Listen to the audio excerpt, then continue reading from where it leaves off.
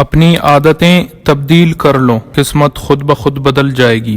अगर आपको हमारा ये वीडियो पसंद आता है तो इसे लाइक करें, अपने दोस्तों के साथ शेयर करें और चैनल को सब्सक्राइब भी करें।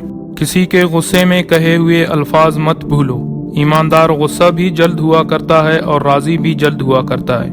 वो शख्स क्यों कर आपसे प्यार कर सकता है जिसको आप प्यार नहीं करते, क्योंकि दोनों इंसान हैं। कीना रखने से अपने ही दिल के जख्म हरे रहते हैं।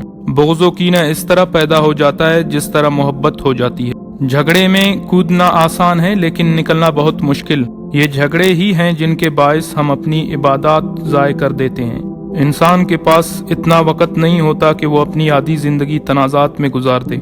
झगड़े भी बच्चों की तरह होते हैं, उनको पालते रहो तो ये बड़े हो जाते हैं। हमेशा झगड़े के पहलू से गुरेज करना चाहिए। किसी से इस तरह झगड़ा न करो कि मसालिहत की गुंजाइश ही न रहे। जो बात मसाइल पैदा कर रही हो उसे ख़त्म कर देने में ही बेहतरी है। जिस घर में भाईचारा नहीं और अफरा तफरी रहती है वो घर आज नहीं तो कल बर्बाद हो जाएगा। झगड़े अक्सर गलत फहमी से शुरू होते हैं।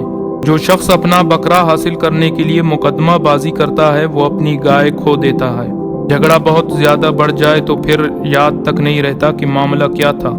आदमी की इज्जत इसमें है कि झगड़े से बाज रहे, लेकिन बेअकल इंसान छेड़छाड़ जारी रखता है। झगड़े और मुकदमा बाजी से दूर ही रहना चाहिए।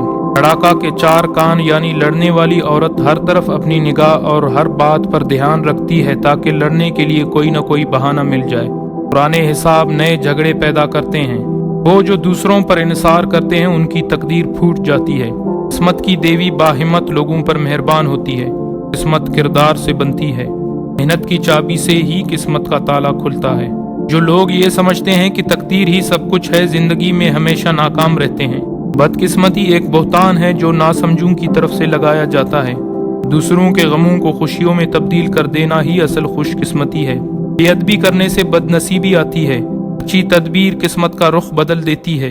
तकदीर पर यकीन रखो और तदबीर का हाथ दामन से न छोड़ो। अपनी आदतें तब्दील कर लो, किस्मत खुद ब खुद बदल जाएगी। अगर तुम अच्छे नौकर की तलाश में हो तो पहले अच्छा मालिक बनने का फन सीखो। बताए हुए मुलाजिम को जब भी मौका मिलता है वो अपना हिसाब साफ कर लेता है।